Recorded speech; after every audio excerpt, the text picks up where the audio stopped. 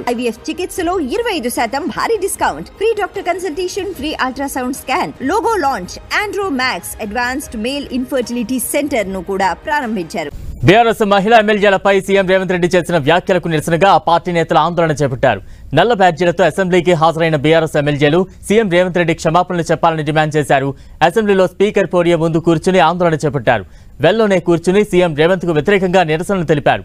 దాదాపు గంటన్నరకు పైగా ఆందోళన కొనసాగింది. దీంతో బీఆర్ఎస్ ఎమ్మెల్యేలను మార్షల్ అసెంబ్లీ వెలుపలకు తీసుకువచ్చారు. అనంతరం సీఎం రేవంత్ రెడ్డి ఛాంబర్ ముందు బీఆర్ఎస్ ఎమ్మెల్యేలు నిరసన తెలపడంతో అక్కడి నుంచి బయటకు తీసుకువెళ్లారు. దీంతో అక్కడే బైఠాయించారు. ఆందోళన విరమించాలని పోలీసులు కోరినప్పటికీ వెనక్కు తగ్గకపోవడంతో బీఆర్ఎస్ ఎమ్మెల్యేలను పోలీసులు అరెస్టు చేశారు. హరీష్ రావు, కేటీఆర్ ను ఎత్తుకువెళ్లి వ్యాన్ ఎక్కించారు. ప్రశాంత్ రెడ్డి, జగదీష్ రెడ్డి, గంగుల కమలాకర్ తో పాటు పద్మారావు గౌడ్ను అదుపులోకి తీసుకున్నారు పోలీసులు.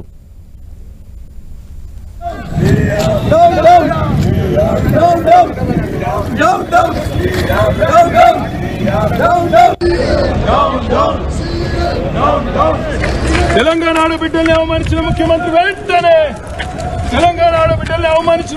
వెంటనే క్షమాపణ చెప్పారు.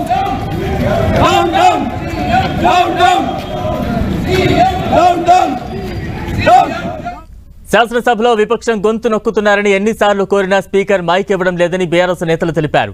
తెలంగాణ ఉద్యమ సమయంలో కూడా ఇన్ని ఆంక్షలు లేవన్నారు. ప్రజాస్వామ్యం ఖూనీ అయిందని ముమ్మాటికి ముఖ్యమంత్రి రేవంత్ రెడ్డి మహిళలకు క్షమాపణ చెప్పి తీరాలని డిమాండ్ చేశారు.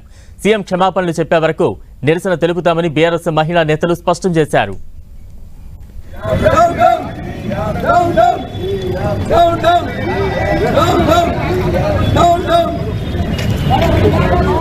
బీఆర్ఎస్ కు సీఎం రేవంత్ రెడ్డి కౌంటర్ ఇచ్చారు. మహిళల్ని పెట్టుకుని రాజకీయం చేస్తున్నారని ఆగ్రహం వ్యక్తం చేశారు. సొంత చెల్లెల్ని పట్టించుకుని వాళ్లను నమ్ముకుంటే ఏం కాదన్నారు. తనను నమ్ముకున్న మహిళా నేతలు మంత్రులయ్యారని చెప్పారు. మంత్రి సీతక్క పట్ల బీఆర్ఎస్ సోషల్ మీడియాలో అవమానకరంగా పోస్టులు పెట్టారని ఫైర్ అయ్యారు సీఎం రేవంత్ రెడ్డి.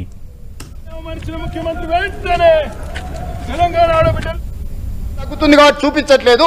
ఇవాళ సీతక్క అక్కడ నించుంటే వెనకాల నుంచి ఒక సభ్యుడు వచ్చి ఇంకొక సభ్యుడితో మాట్లాడుతుంటే ఇవాళ టీఆర్ఎస్ నాయకులు సోషల్ మీడియాలో పెట్టిన మీమ్స్ చూస్తే మీరే ఆ వేదిక మీద నుంచి వచ్చి చెప్పు తీసుకొని కొడతారు అధ్యక్ష. వాళ్ళను చేత్తో కూడా కొట్టారు. ఒక ఆదివాసి బిడ్డ, ఉద్యమాల నుంచి వచ్చిన బిడ్డ, పేదల కోసం కొట్లాడుతున్న సీతక్కను అవమానించే విధంగా ఇదేనా మీ నీతి, మీ జాతి? ఇందుకోసమేనా మీరు ఇవాళ ఇట్లాంటి రాజకీయాలకు పన్నుతారా? ఆమె దళిత, ఆమె ఆదివాసి ఆడబిడ్డ కాబట్టి ఆమెను అవమానించవచ్చా? ఇవాళనే అక్కలకు చెప్పదలుచుకున్న ఈ వేదిక మీద నుంచి, అక్క ఎవరి ఉచ్చులో పడి మీరు తప్పుదో పడుతుండ్రో వాళ్ళని నమ్ముకున్న సొంత చెల్లెలు తిహార్ జైల్లో ఉన్నది. అక్క సొంత చెల్లెలు తిహార్ జైల్లో ఉంది అధ్యక్ష. సొంత చెల్లెల్ని తిహార్ జైల్లో పెట్టి ఢిల్లీకి వెళ్ళి మమ్మల్ని లోపలేకు, మా చెల్లెలు కావాలంటే ఇంకో ఏడాది లోపల పెట్టని వేరే సారాలు చేసుకున్న నీచులు అధ్యక్ష. వాళ్ళ గురించి ఏందక్క మీరు మాట్లాడేది? ఈ అక్కల కోసం కొట్లాడింది నేను అధ్యక్ష, వాళ్ళు కాదు. కాబట్టి ఆ అక్కల పట్ల, నేను మహిళల పట్ల గౌరవంగా ఉండేవాడిని, అక్కల్ని గౌరవించేవాడిని. మంత్రివర్గ సమావేశంలో కూర్చో లేకపోతే కొండ సురేఖక్కనో సీతక్కనో వస్తే నేను లేచి కూర్చిచ్చిన ఎన్నోసార్లు ఈ అక్కలు ఉండ్రు. ఈ తమ్ముని నమ్ముకున్న అక్కలు మంత్రులై ముందు వరుసలు ఉండరు అధ్యక్ష. ఈ తమ్ముని నమ్ముకున్న అక్కలు మంత్రులై ఇక్కడ ఉన్నారు. ఆ దిక్కుమాల తమ్ముని నమ్ముకున్న అక్కల పరిస్థితి ఏముందో మీకు తెలుసు కదా అధ్యక్ష.